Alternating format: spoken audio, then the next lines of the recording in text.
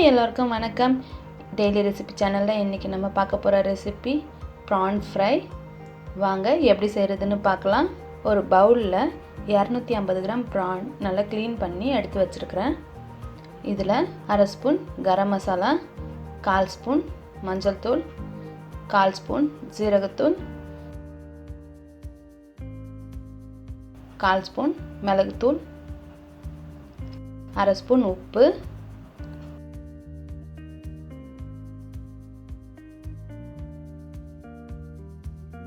ஒரு ஸ்பூன் மைதா இல்லைன்னா கார்ன்ஃப்ளவர், ரெண்டுத்தில் ஏதாவது ஒன்று ஆட் பண்ணிக்கோங்க. இது எல்லாத்தையுமே சேர்த்துட்டு நல்லா கலந்து விட்டுக்கலாம். இந்த மாதிரி கலந்து எடுத்து வச்சுக்கோங்க.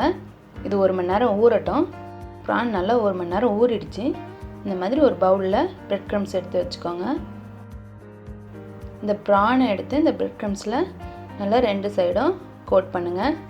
நல்லா ப்ரெஸ் பண்ணி விட்டு கோட் பண்ணிங்கன்னா அப்போ தான் பிரெட் க்ரம்ஸ் ப்ரானோட நல்லா பைண்ட் ஆகி வரும். எண்ணெயில் பிரிஞ்சு போகாது.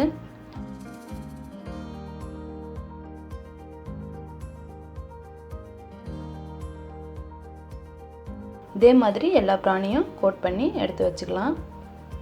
நான் எல்லா ப்ரானையும் நல்லா கோட் பண்ணி எடுத்து வச்சுக்கிட்டேன். இப்போ இதை நம்ம ஆயிலில் போட்டு ஃப்ரை பண்ணலாம். ஒரு பேனில் எண்ணெய் சூடு பண்ணி வச்சுருக்கிறேன். இப்போ இதில் கோட் பண்ணி வச்சுருக்கிற ப்ரானை ஆட் பண்ணிக்கிறேன். 1 by 1 ஆட் பண்ணுங்கள். நிறைய சேர்த்துறாதீங்க.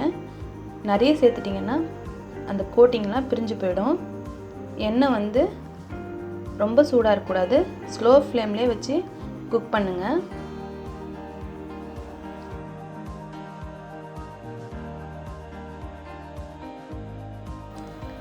ஒரு நிமிஷம் வெந்ததுக்கப்புறம் ப்ரானை திருப்பி போட்டுக்கலாம்.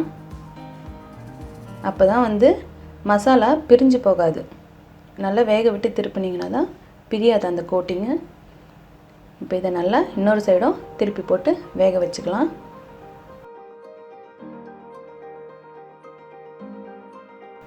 ப்ரான் நல்லா வெந்துடுச்சு. இதை எடுத்துடலாம். இப்போது அவ்வளோதான், நம்மளோட ப்ரான் ஃப்ரை சூப்பராக ரெடி ஆகிடுச்சு. நீங்களும் இதை செஞ்சு பாருங்கள். எப்படி இருந்ததுன்னு கமெண்ட்டில் சொல்லுங்கள்.